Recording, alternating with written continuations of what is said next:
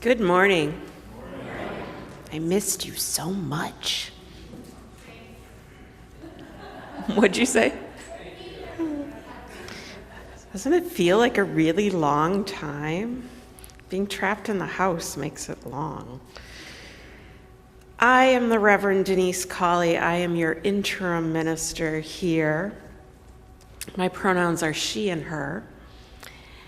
And this week, this month, we have been talking about liberating love. Not just any love, but what makes it liberating? What frees us up? Well, a couple weeks ago, we talked about multi-age environments and how special and rare our church environment is because of that. Ways that we get to know one another across the generations. And last week I gave you some assignments about getting to know Pauli Murray better. Did any of you watch the film? A couple of you? All right, maybe we'll have a little time where you can chat more about that. Well, you're all staring up there. I'm like, did something happen? Oh, yeah, I got a call this weekend.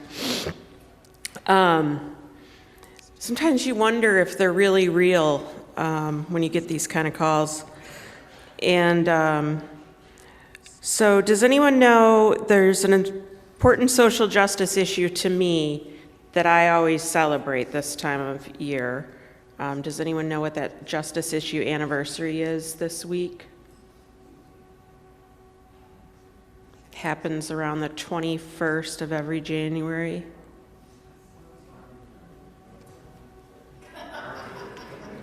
Wasn't Martin Luther King, but that is really important, but we celebrated that last week. Roe versus Wade, that's right. That's right. So Vice President Kamala Harris is launching a reproductive freedom tour, and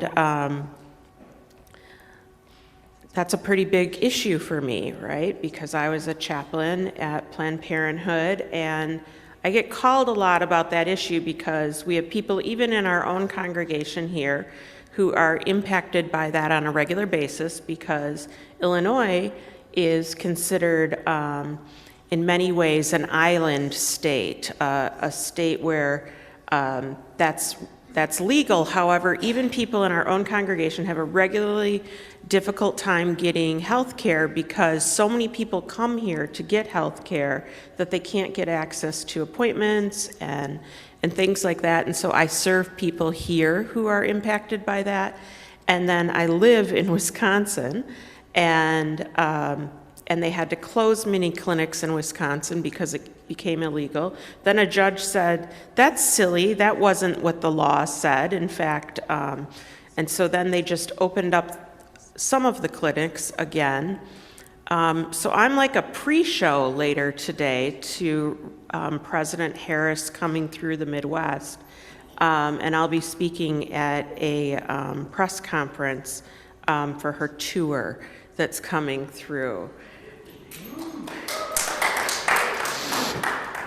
So I'll be talking about that and about how everyone needs spiritual care when they're making decisions around their reproductive health and other health care needs related to those issues and about abortion.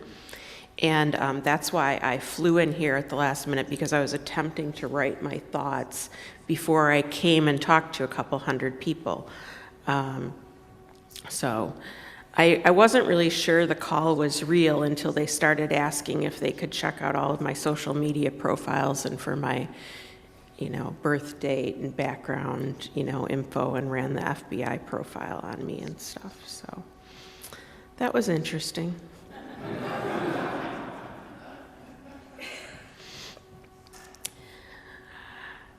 So with that, today we're going to talk about another way that we liberate love. And one of the things that's been interesting as we have gone through this kind of way into this new world, I don't want to say we're done with COVID because we're actually in one of the biggest spikes of COVID right now that we've had. So we're kind of in this new world of learning to live with COVID. If you do want to be masked, there are free masks in the back. But one thing that it's made many people do is not talk to people as much and not get to know people as much. And I've heard a lot of people talking about how hard it is to get to know one another. And I was thinking about it being a potluck Sunday. And even one of the funny things we've noticed since there's plenty of seats in the front here, and I like you there, it's easier for me to do my work. You'd help me out if you came and made eye contact with me up here. I was thinking about how we all need little tips about getting to know one another and what to talk about, right? And a funny thing that's happened since the COVID pandemic is often at potlucks, we don't have enough food. And there will be certain people who notice that and run out and get more food at the grocery store and kind of load up the potluck table. So if that's you, you can dial right now and have pizza delivered, or what that is. But I think it's an interesting thing. I think it's part of our anxiety, to kind of be in community together, right? And I also think food is one of the most spiritual experiences we can have together. And it's also a way of unlocking spiritual experiences in ourselves. And so today I want to talk about how we can liberate one another, talking about food and having food as communion. And so if this isn't an easy sermon topic, I hope it unlocks stories in you, and I hope it just is a way that you can liberate yourselves from some of the fear that COVID has caused in all of us, from some of the hard times, from making up another way for us to get to know each other. So let's liberate ourselves in the spirit of food. For the love of pie, people. For the love of pie. Good morning. I'm Leslie Pete. I'm the worship associate today. My pronouns are she and her.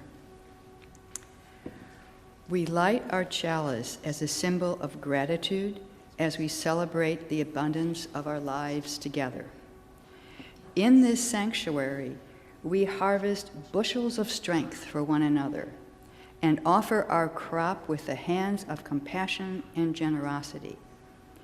May we be grateful for the ways we nourish and uplift each other, for it is the sharing of this hallowed time together that sustains us.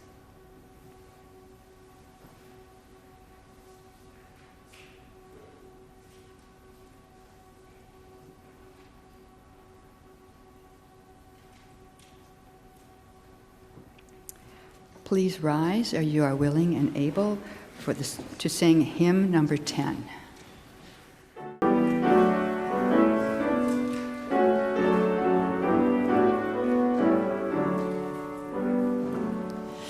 Immortal love, forever full, forever flowing free, forever shed, forever whole, a never-ending sea. Our outward lips confess the name of all other names above,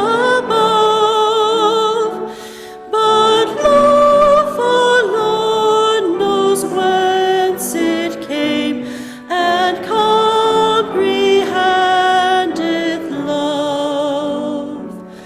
Blow winds of love awake and blow the mist of night away. Sing out, O truth divine, and tell how wide and far we stray. The letter fails, our system fall, and every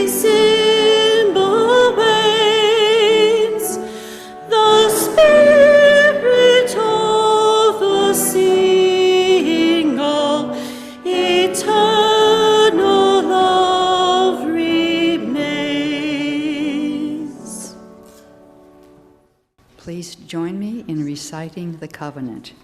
We unite to strengthen the bonds of kinship among all persons, to promote human dignity, and to increase reverence for life's creating, sustaining, and transforming power through worship, study, and service.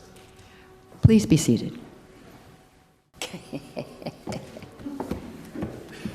Elijah just told me, you got this, Yvette, because I'm your substitute reader this morning. All the children, come on up.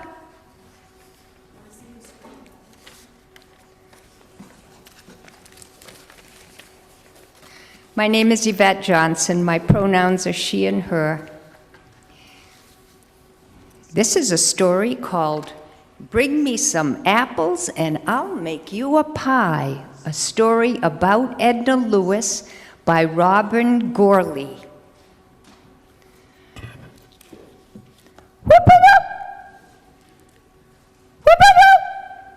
Calls the little gray bird.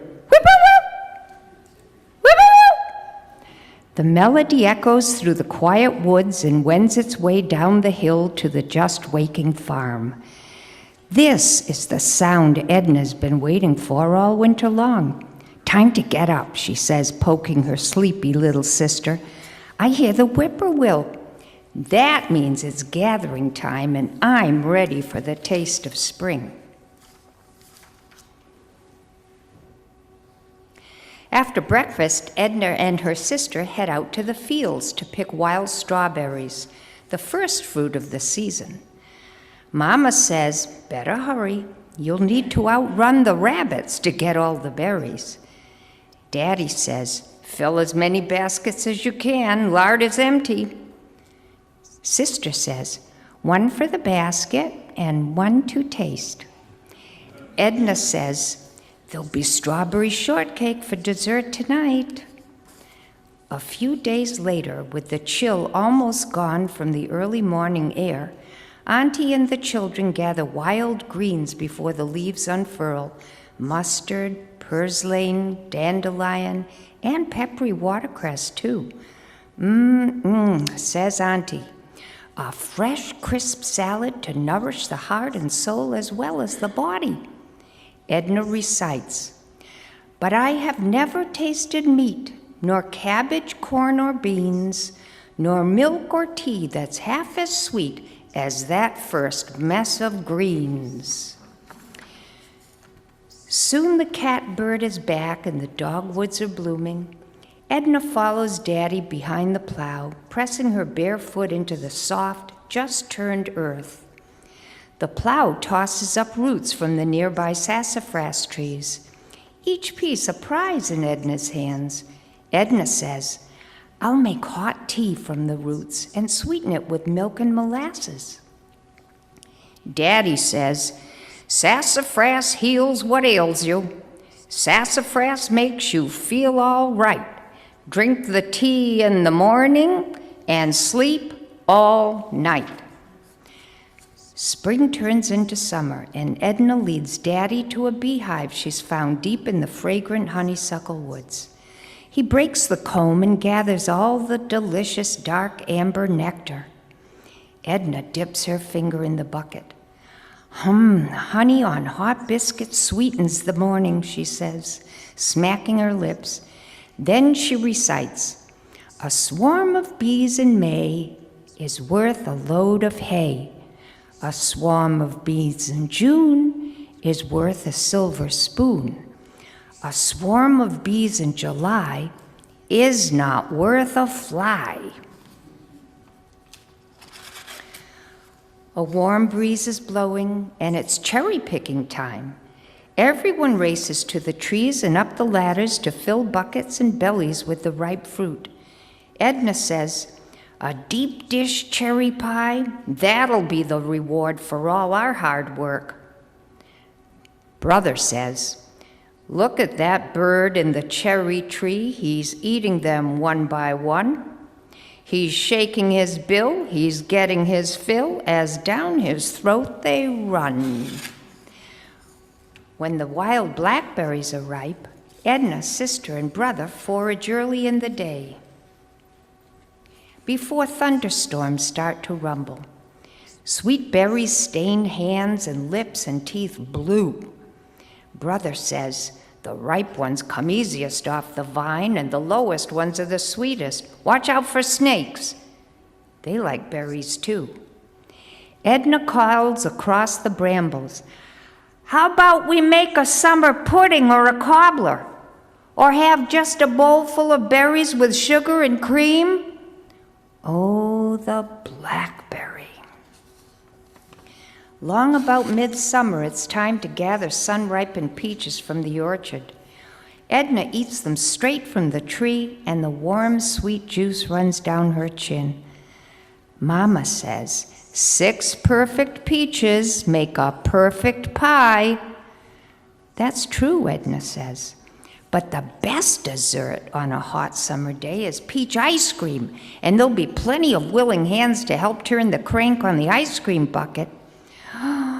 Peaches, Auntie sighs, pure as angels, sweet as love.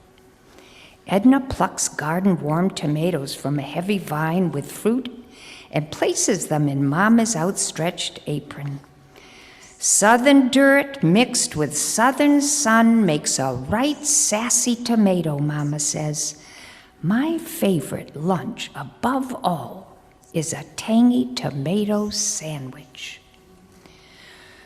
Sugar baby watermelons ripen in the fields. As the sun sets, the family gathers round, and Daddy plugs the melons till he finds a perfect one. Melons are just like friends, Granny says. Gotta try 10 before you get a good one. Everyone savors the crisp, cool, juicy slices. The children spit the seeds as far as they can. Daddy says, save some of those seeds to plant for new melons. Between slurps, Edna says, save the rinds. We'll make watermelon pickle. In high summer, even mornings are hot and dry. Edna, brother, and sister stand at the edge of the cornfield in the shade of the pine trees where the night's coolness still hovers. Corn on the cob makes the best summer supper, says brother. I say it's corn pudding that does that, says Edna. Skillet cornbread is my favorite, says sister.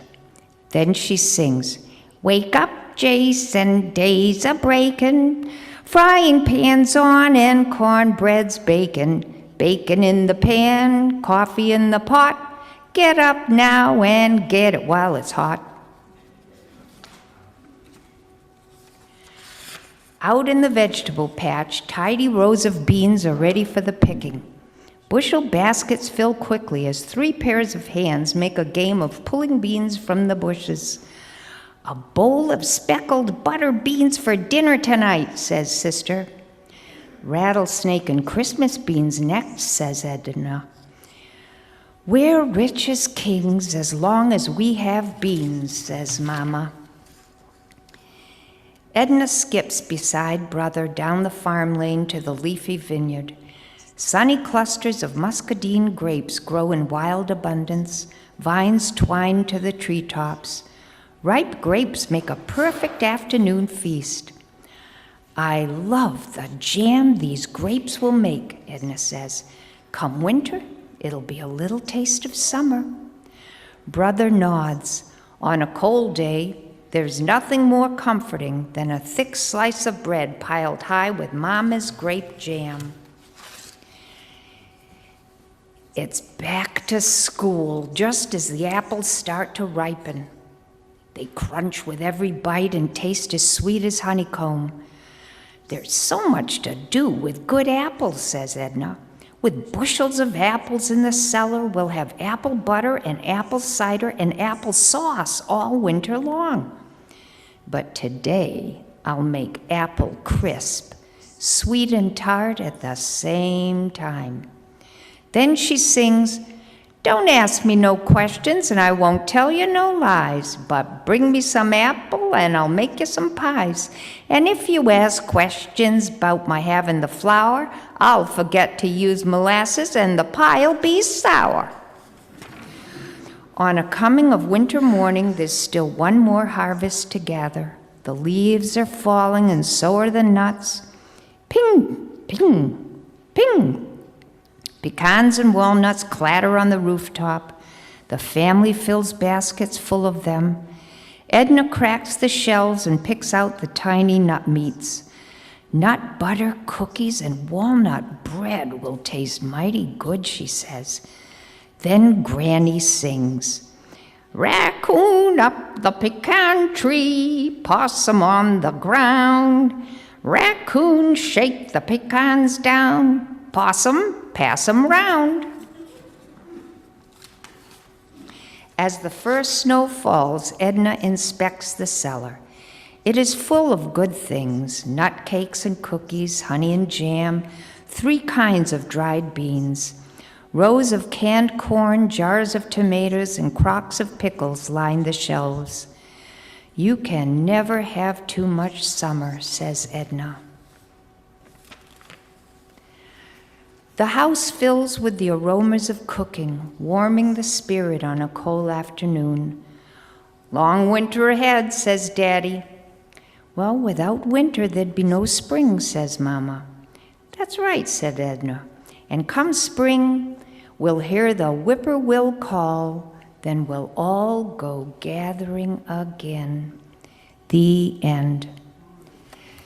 Now, I've been asked to please excuse the children to their classrooms, and we'll need somebody to offer to take the lantern.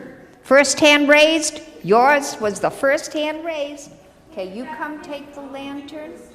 Was it somebody else's turn? Oh, it's somebody else's turn. You didn't have a turn, William? It's Miles, everyone. Okay. Oh, dear. Come here, Miles. William, it's always you, and it was not you.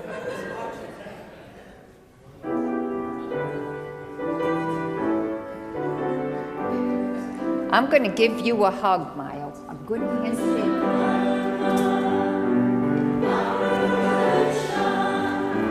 This little light of mine, I'm gonna let it shine.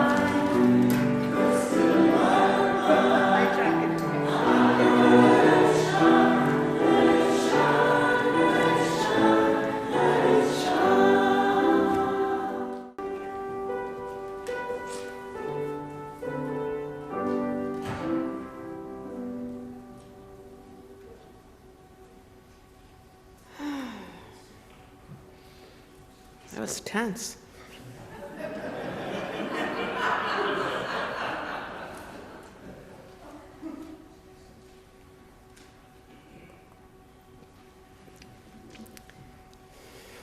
Ministry's a stressful job.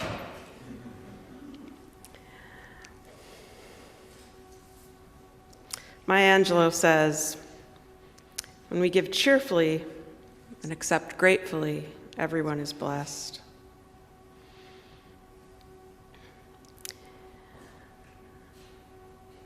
One thing I've never been asked to do at Countryside is to give a blessing for food. So I'm going to do that way ahead of us eating together today so that we get it in. Now, this is one of my favorite graces, and we sing it. And they say that you should always challenge yourself to do things that you're not good at. And if you don't know, I am not at all musically talented, and I think I might even be tone deaf. Not kidding. So we're going to try to sing this in a round. And I'm going to attempt to sing it for you the first time.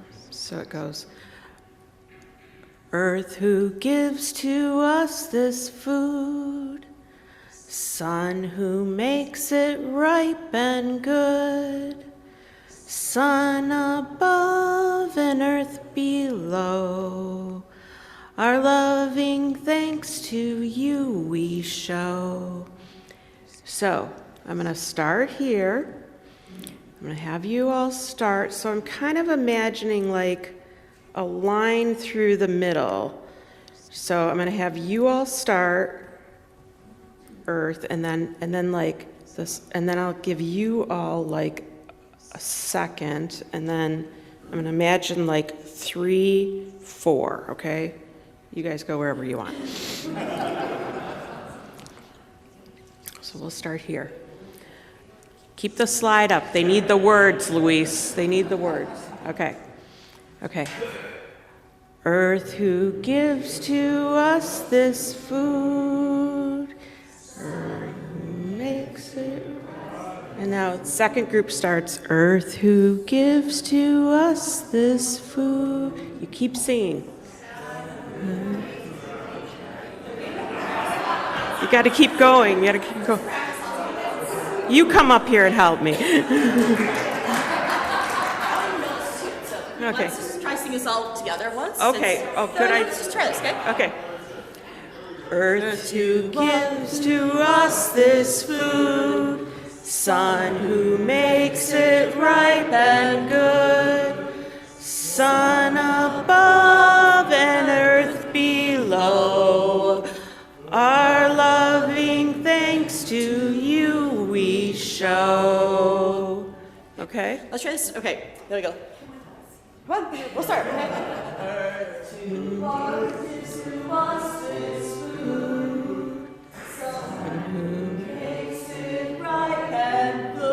Let's do a second group. Earth who gives to us this food, sun who makes it ripe and good.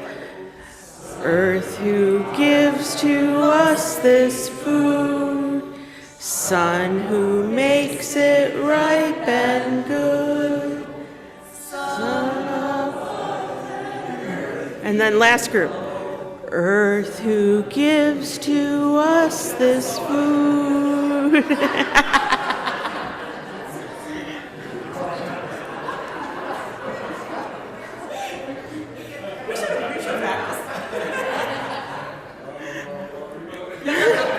Okay, let's go back and we'll sing it twice through, the whole way through, all right? All right. Earth who gives to us this food, sun who makes it ripe and good, sun above and earth below. Our loving thanks to you we show. Earth who gives to us this food, sun who makes it ripe and good, sun above and earth below. Our loving thanks to you we show. Thanks for humoring me.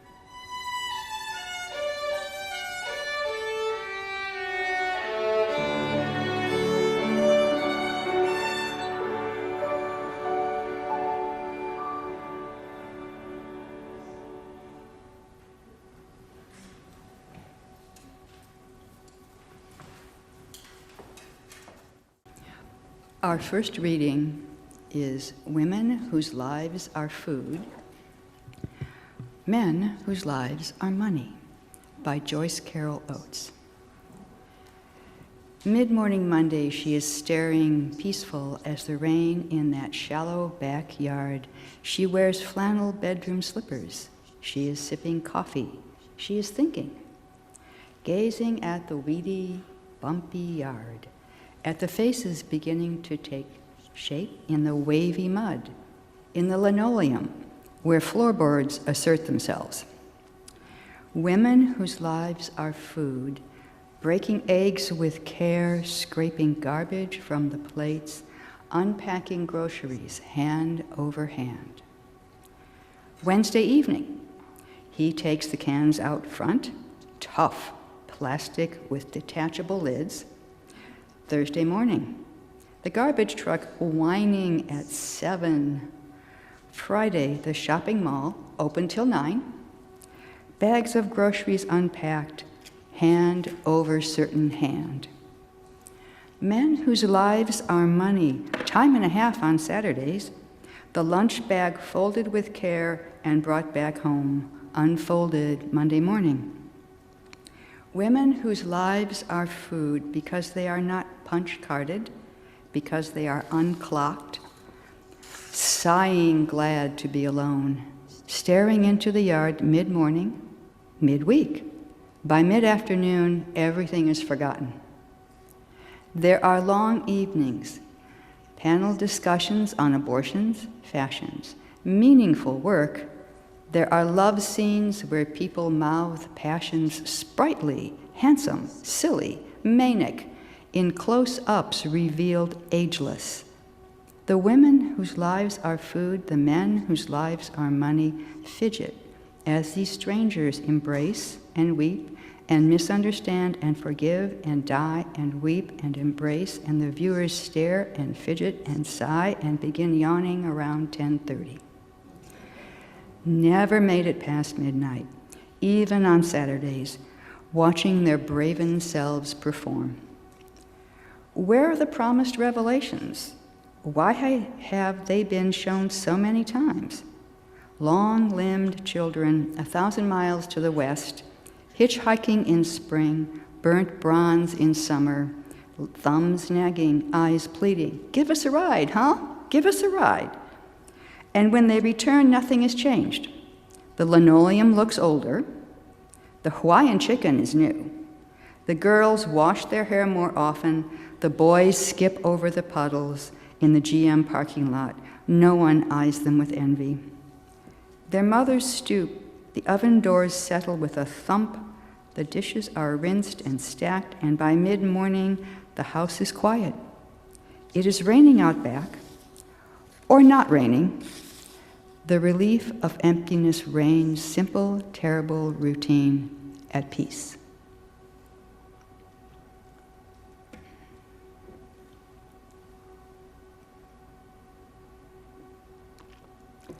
Onions by William Matthews. How easily happiness begins by dicing onions.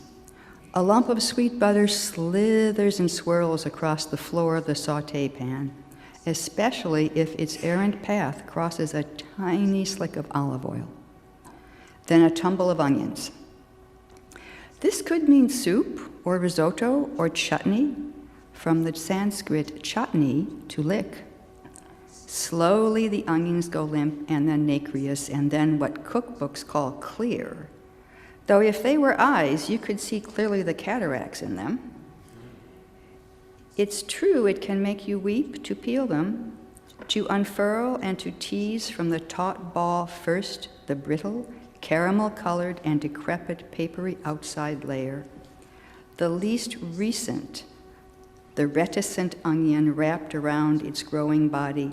For there's nothing to an onion but skin, and it's true you can go on weeping as you go on in, through the moist middle skins, the sweetest and thickest, and you can go on into the core, to the bud-like acrid, fibrous skins, densely clustered there, stalky and incomplete, and these are the most pungent like the nuggets of nightmare and rage and murmury animal comfort that infant humans secrete.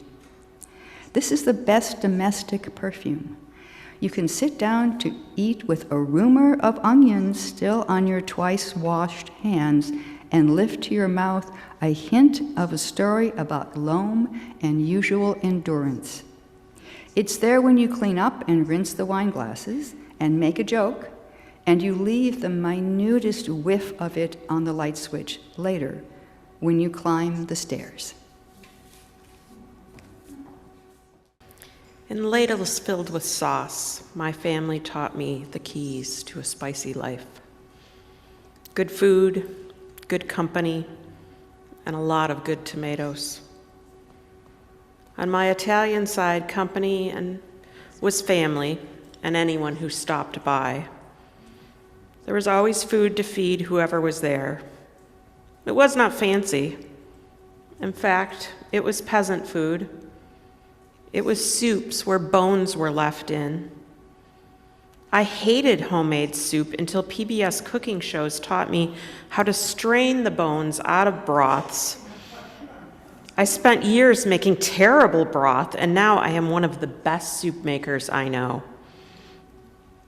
You could get served soup at my grandparents' house with a neck bone in the bowl. It frightened me.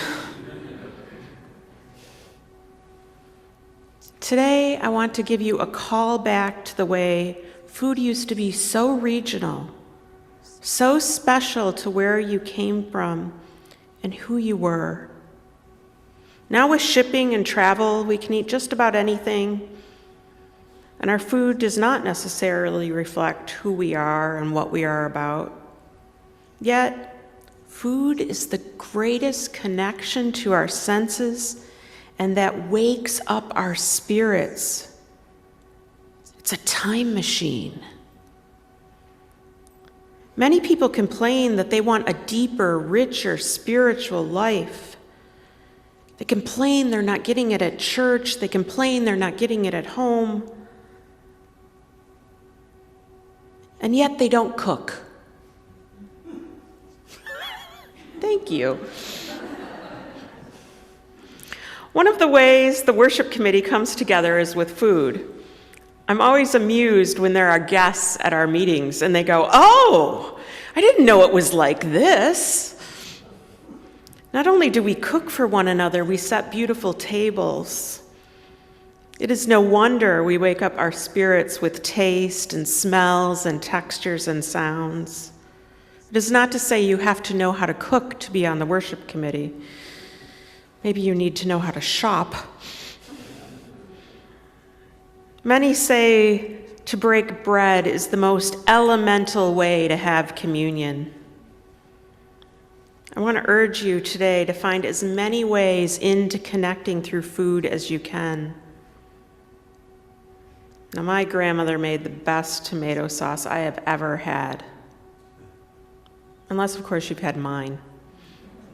Because I figured out what she did. I wish I could tell you I made sauce with her, telling stories and laughing and tasting on spoons. I wish I could tell you I had a Hallmark childhood, but I did not. It was not that kind of life. She had a life of extraordinary trauma, and some of you have heard those stories. Instead, I learned long after her ability to remember was gone, instead in flashes of memories that played back to me like Kodak snapshots. I can see her flowered dresses decorated with gardenia and cabbage rose prints, with sunlight behind her chestnut red hair as she stirs roasters of tomato sauce. I can see her silhouette with the sun coming through, as she dropped pieces of pork that slow cooked into a sweet gravy that would adhere to mustacholi and meatballs on Sundays, sometimes to Italian sausage, sometimes both. My grandparents' family Sunday dinners were so famous that once we were pictured on the front page of the Detroit Free Press as an example of family dinners. They told my grandfather they just wanted to stop by on a typical Sunday. Well, my grandfather was not going to have it be anything but typical and stuffed more than 40 of us around a string of tables linked together, going from the dining room into the living room with us, sort of grouped by age, and I'm this big down at the end of the table by the children. There were copies of that paper he was so proud of, framed in everyone's living room for decades. The salad would be mixed in the kitchen with vinegar, oil, salt, and pepper. It was so good. Why was it so good? The bread would be fresh from the Italian bakery, and it was sold in 1, 2, and 3 pound loaves. Do you know how big a 3 pound loaf of bread is? It's like the size of your arm. It's like this thunk on the table. Spices came in restaurant-sized containers. They really were restaurant-sized containers. Flour was stored in 50-pound barrels in the basement. Nothing was small. Saving money was key. Nothing was wasted. It also wasn't super clean because it was a busy kitchen and they really didn't have enough room. It served so many people it needed to be 4 times as large as it was, but it was in use all the time and it was trying to hold all these containers built for restaurants. And my grandmother wasn't fully well, and this wasn't fully her culture. If you ever come to my house, my kitchen is meticulously clean and organized. It is a direct result of not wanting it to be anything like that. And those are stories I want you to get to know when you ask one another, what was food like growing up for you? Because even if you tell me stories about Wonder Bread and grape jelly, I will learn things about you, and I want to know. What kind? Did you have spices? What was the most important one? What was your fridge like? Did you have a fridge? We want to know here. We want to know you, we really do. We hold you in love. In many cultures, food and love go hand in hand. And how can we talk about liberating love as our monthly theme without talking about food and the ways that food has been the road to take us on a journey to get to know people better? Did your family have particular seasonal ingredients or recipes that were passed down from our ancestors? Can we really love anyone until we understand the food they grew up eating and how they live their liberating love in food today? I keep hearing people tell me they're not sure how to get to know people anymore, or they're not sure how to break age divides, or cultural divides, or religious divides, or political divides. My God, for the love of pie, talk about food. Talk about food. What if we don't cook, people say to me? Do you shop? Do you eat? Do you love a certain fruit?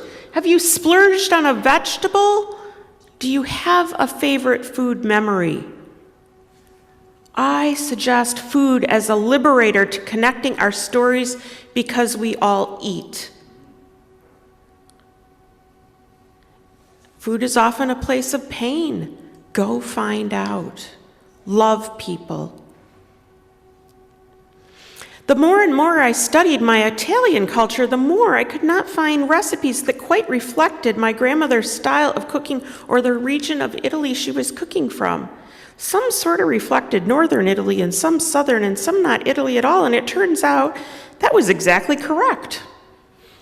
Little did I know my grandmother was not Italian, but Slovenian and Croatian and a Roma gypsy who had been trained by her in-laws to be an Italian wife. The way she cooked with stews and slow-cooked peasant food reflected both her growing up with people who had hid their culture and snuck into this country and hidden from authorities, and women who had hidden from men who hurt them. And not only that, her cooking reflected that and the Eastern European people who had taken her in when she was a child worker growing up in other people's homes, performing other people's cultures instead of her own. I ran across this quote that really struck me. With food, the easiest way to speak to someone is through something they already know. Christina Tosi, she owns the Milk Bar. Do any of you know what that is? I see a couple heads nodding. Yeah. If you're not familiar with Chef Tosi and the Milk Bar, her bakeries feature many recipes that use childhood flavors, and she got really famous by using cereal-flavored milk in recipes. Fruit Loops flavored milk and milk flavored with Frosted Flakes, right? And you can pay extravagant amounts of money for her cakes and bakeries, and you can order them online. And so your food memories do not have to be extravagant or gourmet, and who knows, you could become a millionaire off of it. But sometimes congregants approach me about wanting to connect with loved ones who've passed on or work out some huge trauma in their lives. And so they stop and see psychics and get their tarot cards read and palms and other fortune tellers. And they drop $100 here or there to people who commit spiritual, I would say, neglect and abuse on them. People who don't really care about them or know what they are doing. And I will tell you, you can learn more about that person who has passed on and their message to you if you spend some time pressing tortilla dough for a few hours or some other recipe that they have made. Pick up that cast iron pan over and over. You will get the message that your beloved abuela was trying to tell you. You want to go figure out what your dad was trying to get across? Was he a fisher? Go on the fishing trip and clean the fish. Pluck the chicken. Whatever the ancestral food is, whatever the thing is that loved one liked to eat, go learn it. Get into it. Experience it. I see a bunch of elbows happening right now. Whatever that thing is, if you are so lucky that the meal turns out, even better. But it might not, and that might be part of the lesson too. Even if the food is a disaster, you might learn something. You might look at the landscape that you're in. It might take time to learn. Working out will give you years to think about the loved one lost. When you're at the potluck today, ask people, what do you eat for breakfast? What did you eat every day as a child? In the book, The Theology of Food by Angel Mendez Montoya, she asserts that to share bread is to share God. And according to Harvard Divinity professor Myra Riviera, they say, insisting that food matters is that its enjoyment is a relevant theological concern. This elementary theology also affirms that bodies matter, for it is precisely the dichotomy between matter and divinity, between body and spirit, that gets at the heart of the matter, that magical moment we all know and have experienced. Who hasn't had a moment with some article of food at some point where you go, oh my God? And if you haven't, we need to talk. If food is stressful for you, if food holds pain, that's important too. And oh my dear, if you got to cook the meal that made someone say, oh my God, ooh, you've witnessed true communion, haven't you? If you have bit into a cucumber and you have tasted the sun blossom as the berry dripped down your lips, if passion has infused love into your soul. Humanists, religious naturalists, Christians, my goodness, we can all rejoice together, can't we? Food here is also the expression Montoya describes as the interdependence between human communities of humanity with ecology and creation and God. And this idea really intrigued me, and it got me thinking about that film, The 100-Foot Journey. Have any of you seen that film or read the book? Okay, more homework. In a rare case, I actually recommend the film over the book. In the film, Helen Mirren is battling for another Michelin star in her movie with the Indian restaurant that's 100 feet across the road. And at first she despises the Indian restaurant for taking away from her beautiful French classical atmosphere, as she would, right? And then she comes to realize that the young chef possesses an ability to taste with a refined palate so rare, she knows that it cannot be trained, that he has what few chefs can ever come up with, right? And she wants to get him to come and be a chef at her restaurant so that she can seek another Michelin star. And in France, they talk about chefs as though they are gods in that way, the way Americans often look at athletes. My mom was once given a recipe for pie crust that used eggs, but it was not a choux pastry. Okay, choux pastry does use eggs and it's cooked and this and that. And she was not a guest on the British baking show where we might see that. So instead it was just a really bad recipe for crust, and it earned her a horrific reputation in our family. And people were so cruel to her about her first attempt to make pie crust because it was so hard that it was as hard as this pulpit. And people tried so hard to bite into it, they almost broke their teeth, right? I see people laughing. It was kind of funny now, right? And she spent another 20 years not making pie crust. And in my head, pie crust was hard. It was so hard, it was hard and it was difficult and you shouldn't try doing it yourself. And I grew up thinking pie was just something that could never be achieved. And then at some point I saw enough shows or I read enough recipes that I gave it a go, and I tried and I tried and I made crust over and over. And I love apple pie, and for years that's all I made. I thought, okay, I made apple pie, that's all you make. But then I branched out and I learned so many kinds of crust. And then I learned there's so many kinds of pie. And some of you know the stories of my peach tree, right? That's in my yard. Some people have attended a workshop or a lecture that I did, and I talked about my special peach tree and how I've grown the peaches. And there's a few people in here who've heard that, and maybe you'll find one of them at the potluck today. Or maybe you'll find my peach pie that's in the potluck today. And it's a pretzel crust today. James Beard says, food is our common ground, a universal experience, and there are so many stories in food to connect us and liberate us. Winona LaDuke says, food for us comes from our relatives, whether they have wings or fins or roots.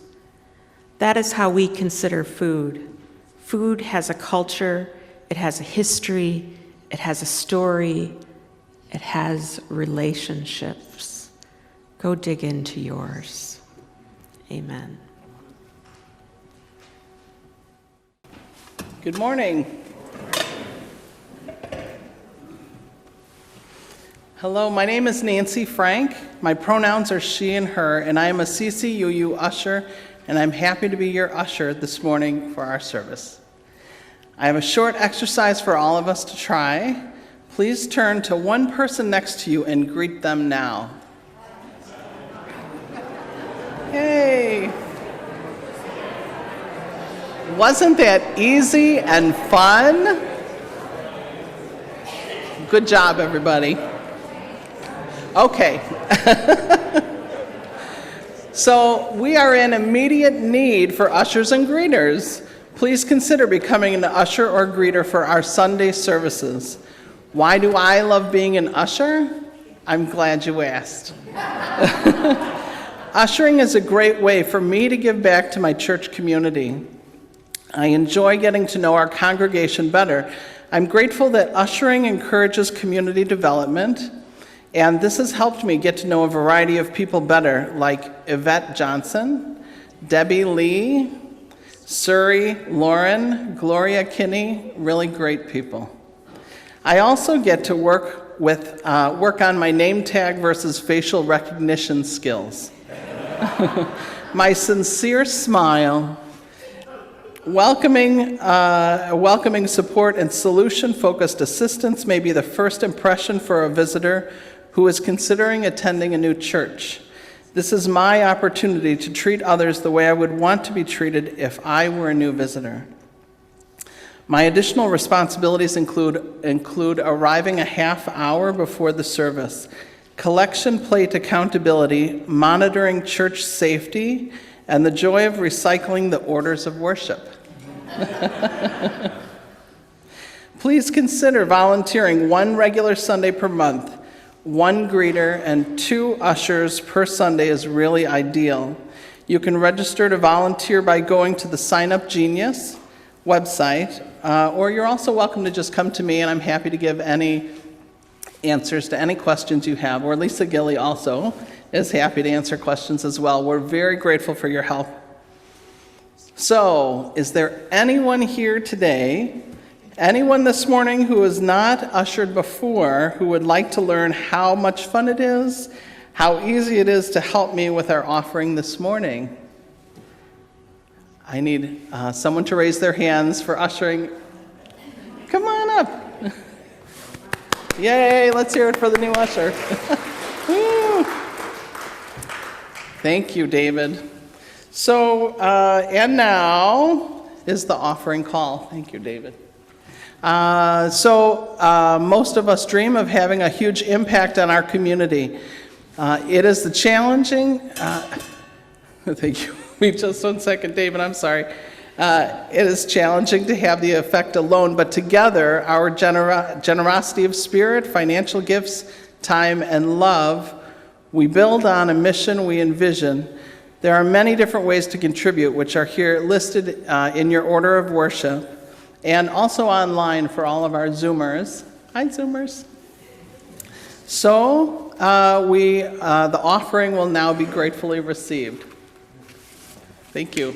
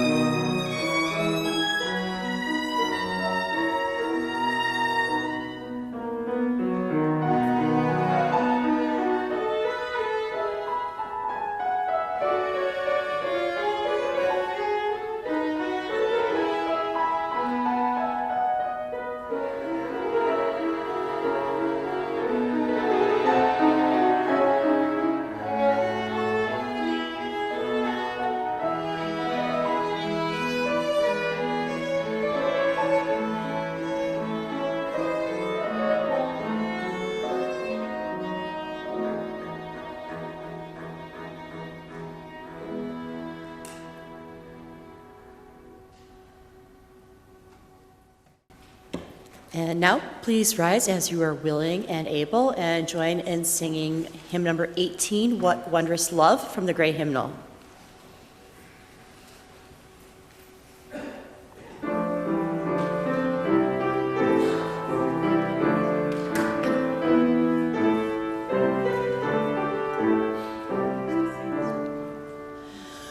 What wondrous love is this, O my soul, O my soul? What wondrous love is this, O my soul? What wondrous love is this that makes my heart such bliss and takes away the pain of my soul, O my soul, and takes away the pain of my soul.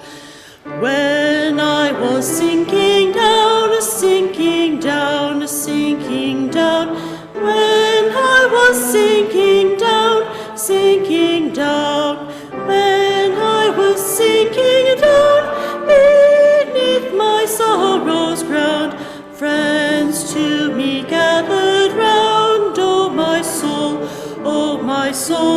friends to be gathered round, O my soul. To love and to all friends I will sing, I will sing. To love and to all friends I will sing. To love and to all friends who pain and sorrow mend, with thanks unto the end I will sing, I will sing. With thanks unto the end I will sing.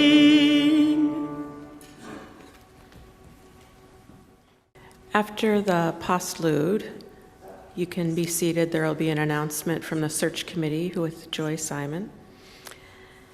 I want to remind you that a party without a cake is just a meeting, said Julia Child. And may you all be fed. May you all be fed. May you all be healed. May you all be loved. Have a great week.